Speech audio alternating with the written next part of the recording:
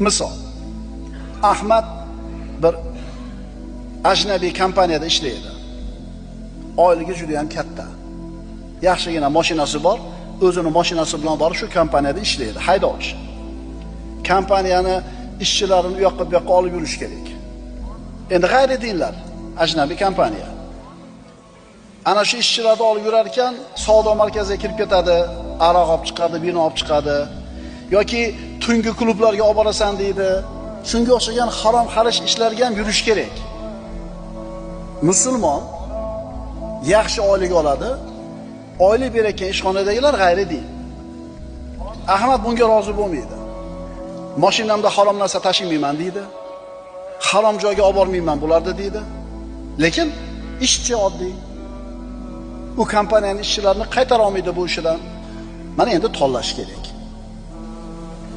Taqvo qilib bu katta oylikdan voz kechadimi? Yoki oylikni ushlab taqvodan voz kechadimi? Taqvoni tanladi. Ishidan voz kechadigan bo'ldi.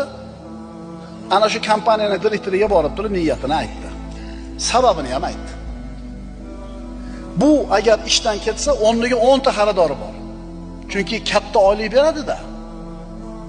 Bu vakansiya bo'sh qolmaydi. Kompaniyani javob berib olishi endi aniq. Borib turib aytdi: "Men musulmonman. Bunaqa harom ishlarga aralashishimga dinim yo'l qo'ymaydi. Men bu ishlarni qila olmayman. Meni ishdan bo'shating" dedi. Bo'shatib yubordimi? Aksincha, hurmati oshdi yana. Dinini mahkam ushlaganligi uchun Alloh taolo ana shu g'ayri dinlarni o'zi bir isloq qildiki, bunga bo'lgan munosabat o'zgardi, olib qolishdi. Yana ham hurmati ziyoda bo'ldi. Avvalgidan ko'ra ishonch ko'paydi. Unga ikrom ko'rsatishdi.